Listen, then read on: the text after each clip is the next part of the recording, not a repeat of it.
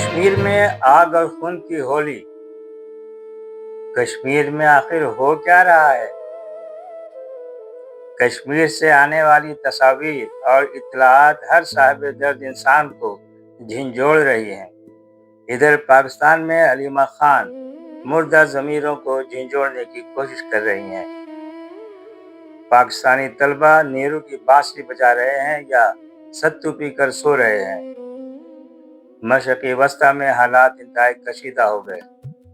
آئیے آج انہی موضوع پر گفتگو کرتے ہیں۔ السلام علیکم، میں ہوں شاہ جی اور آپ دیکھ رہے ہیں شاہ جی کی باتیں۔ آج 30 جولائی 2026 اور جمعرات کا دن ہے۔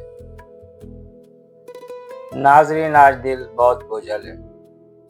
اگر آپ یہ سمجھتے ہیں کہ کشمیر میں صرف ایک احتجاج ہوا ہے تو شاید آپ پوری تصویر نہیں دیکھ رہے۔ جب کسی خطے میں گولیاں چلتی ہیں تو صرف لاشیں نہیں گرتی، اعتماد بھی ٹوٹتا ہے، امیدیں بھی بکھرتی ہیں اور آنے والی نسلوں کے دلوں میں سوال پیدا ہوتے ہیں۔ آخر کشمیر میں ایسا کیا ہوا کہ ایک مرتبہ پھر پوری دنیا کی نظریں اس طرف اٹھ گئی ہیں؟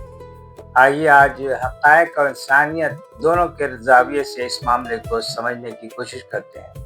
ناظرین، کشمیر کی سرزمین کئی دہائیوں سے تنازعات، سیاسی کشمکش اور انسانی مشکلات کا سامنا کرتی آ رہی ہیں، لیکن حالیہ دنوں میں جو مناظر دنیا نے دیکھے، انہوں نے ایک بار پھر یہ سوال زندہ کر دیا کہ آخر کب تک عام لوگ ہی ہر بحران کی قیمت ادا کرتے رہیں گے۔ مختلف شہروں اور قصبوں میں احتجاج شروع ہوا، لوگوں نے اپنے مطالبات پیش کیے، اپنی آواز بلند کی اور یہ احساس دلانے کی کوشش کی کہ ان کی بات سنی جائے، لیکن حالات بتدریج کشیدہ ہوتے گئے۔ پھر ایسے واقعات پیش آئے جن میں فائرنگ، جھڑپوں اور جانی نقصانات کی اطلاعات سامنے آئیں۔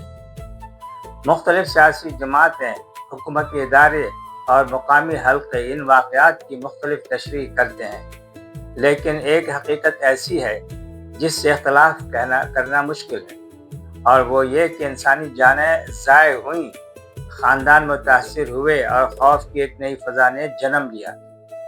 سوچئے، جس ماں کا بیٹا صبح گھر سے یہ کہہ کر نکلا ہو کہ میں تھوڑی دیر میں واپس آ جاؤں گا، اگر شام تک وہ واپس نہ آئے تو اس ماں پر کیا گزرتی ہوگی؟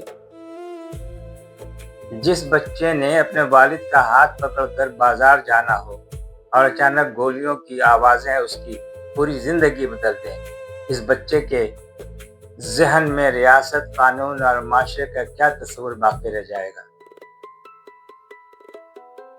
یہ سوال صرف کشمیر کا نہیں ہے، یہ سوال انسانیت کا ہے۔ ہم اکثر سیاست کو صرف سیاسی جماعتوں کے زاویے سے دیکھتے ہیں، لیکن ہر سیاسی فیصلے کا اثر آخرکار عام آدمی کی زندگی پر پڑتا ہے۔ جب حالات بگڑتے ہیں تو نقصان نہ وزیر کا ہوتا ہے نہ لیڈر کا، سب سے زیادہ نقصان وہ شخص ادا کرتا ہے جو روزانہ محنت کر کے اپنے بچوں کے لیے روٹی کماتا ہے اور اس کے لیے 2 وقت کے کھانا اکٹھا کر کے وہ لے جاتا ہے۔ آزاد کشمیر کے حالیہ واقعات پر پاکستان کے اندر بھی شدید رد عمل دیکھنے میں آیا۔ عمران خان کی بہن علیمہ خان نے ان تمام واقعات پر تشویش کا اظہار کرتے ہوئے کہا، شفاف تحقیقات کا مطالبہ کیا۔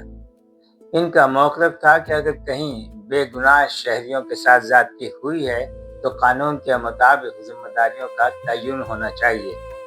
دوسری طرف حکومتی نمائندوں کا کہنا ہے کہ ریاست کی ذمہ داری امن و امان برقرار رکھنا ہے اور قانون شکنی کی صورت میں کارروائی ناگزیر ہے۔ یہاں ایک لمحے کے لیے سیاست سے ہٹ کر سوچتے ہیں، اگر ہر واقعے کے بعد صرف الزامات لگتے رہیں لیکن غیر جانبدار تحقیقات نہ ہوں تو عوام کا اعتماد کیسے بحال ہوگا؟ اعتماد طاقت سے نہیں، انصاف سے پیدا ہوتا ہے، اور انصاف صرف ہونا ہی نہیں چاہیے بلکہ ہوتا ہوا نظر آنا چاہیے۔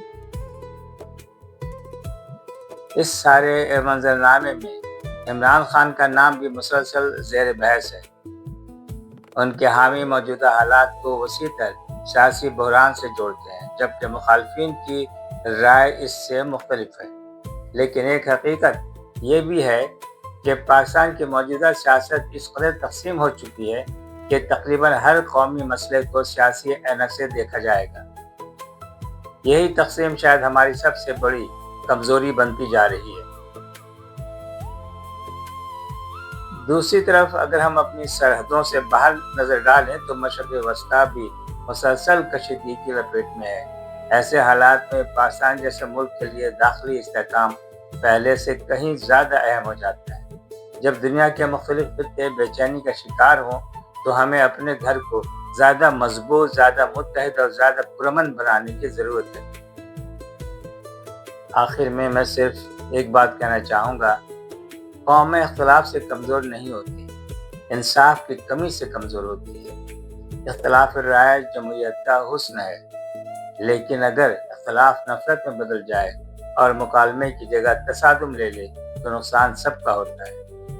میری دعا ہے کہ اللہ تعالیٰ آزاد کشمیر کے عوام پر اپنا کرم فرمائے، ہر متاثرہ خاندان کو صبر عطا کرے، زخمیوں کو شفا دے اور ہمارے ملک کو ایسے فیصلے کرنے کی توفیق دے جن سے امن، انصاف اور استحکام کو فروغ ملے۔ آپ کی اس گفتگو کے بارے میں کیا رائے ہے؟ کیا آپ سمجھتے ہیں کہ ایسے حساس معاملات کا حل طاقت میں ہے یا مکالمے، انصاف اور شفاف تحقیقات میں؟ اپنی رائے ضرور لکھیے۔ اگر آپ کو آج کی گفتگو پسند آئی ہو تو ویڈیو کو لائک کیجیے، اپنے دوستوں کے ساتھ شیئر کیجیے اور اگر ابھی تک شاہ جی کی باتیں کو سبسکرائب نہیں کیا تو ضرور کیجیے۔ میں ہوں شاہ جی اور آپ دیکھ رہے ہیں شاہ جی کی باتیں۔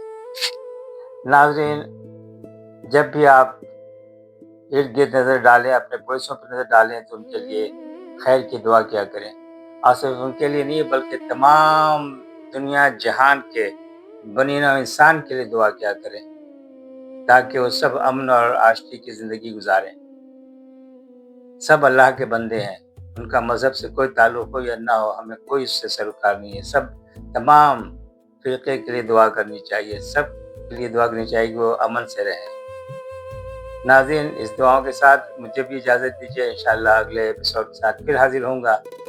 ہمارا دوسرا پروگرام شاہ جی ان امریکہ، موقع ملے تو وہ بھی دیکھا کریں، اور پھر شاہ جی سے گفتگو، ایک نیا پروگرام شروع ہے، شاہ جی سے گفتگو۔